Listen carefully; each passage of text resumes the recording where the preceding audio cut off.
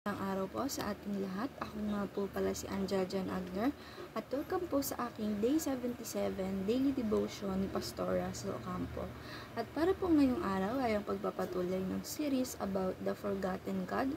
At ang topic po natin ngayong araw, October 12, 2024 ay The Spirit Produce Fruit of Righteousness. At ang scripture po natin ngayong araw ay Galatians 5 verse 22 to 23. But the fruit of Spirit is love, joy, peace, forbearance, kindness, goodness, faithfulness, gentleness, and self-control. Against such thing, there is no law. Sa Tagalog naman po, subalit ang bunga ng Espiritu ay pag-ibig, kagalakan, kapayapaan, pagtiyaga, kagandahang loob, kabutihan, katapatan, kamuaan, at pagpipigil sa sarili. Laban sa mga ito ay walang kautusan. Teaching number 1, the fruit of Spirit is evidence of salvation.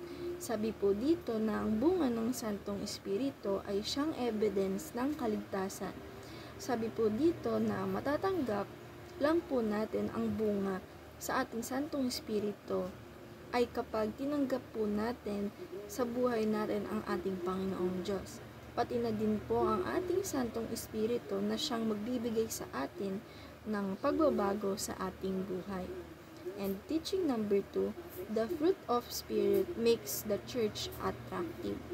Sabi naman po dito na ang bunga ng Santong Espiritu, pag tayo po ay merong love, joy, kindness, peace, goodness, faithfulness sa ating church, ay ito po ay nagpapakita sa mga unbelievers na ang church na pinagsasambahan natin ay magiging attractive sa kanila dahil sa pagbabago natin o sa ugaling meron tayo. And teaching number 3, the fruit of Spirit fulfills the law of God. Sabi naman po dito na ang bunga ng ating Santong Espiritu ay siyang nagtutulak po sa atin para mapulpils o masunod po natin ang kautusan ng ating Panginoong Diyos. And application number 1, escape the trap of false salvation. Sabi naman po dito na i-apply po natin sa sarili natin na dapat po ay talagang magsiserve tayo at maniniwala tayo sa ating Panginoong Diyos. Hindi po basta-basta ang bunga ng ating Santong Espiritu sa buhay natin na tayo po ay lagi ay ligtas. Baka po mamaya ay ito po ay false salvation.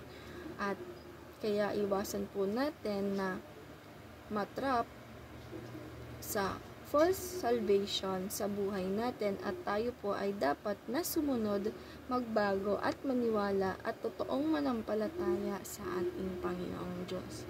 And application number 2, refuse the tarnish the bride of Christ. Sabi naman po dito na i-apply po natin sa sarili natin, na i-refuse po natin o huwag po nating dumihan ng ating mga churches at ang ating sarili dahil tayo po ay templo ng ating Panginoong Diyos. Kaya ang dapat gawin po natin ay dapat po na sumunod tayo sa paglilid ng ating sariling mga Santong Espiritu sa buhay natin. And application number 3, fulfill the law by bearing the fruit of the Spirit. Sabi naman po dito na i-apply po natin sa sarili natin na dapat po mapulpil po natin yung law of God by bearing the fruit o yung bunga ng ating sariling Santong Espiritu.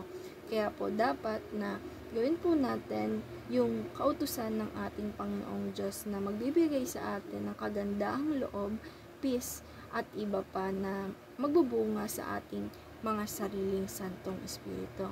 And discussion, what is the dangerous to believe in false salvation?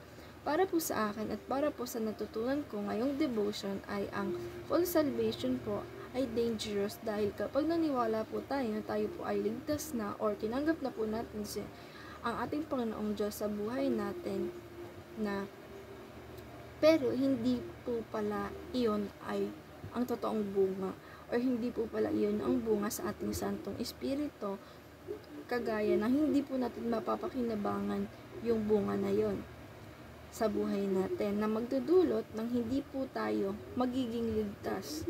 Dahil nga po, ang kaligtasan po ay matatanggap natin hindi po sa full salvation, kundi ang tunay na pagpananampalataya natin at pagsunod sa kautusan ng ating Panginoong Diyos. And ayun lang po ngayong araw. Maraming salamat. God bless.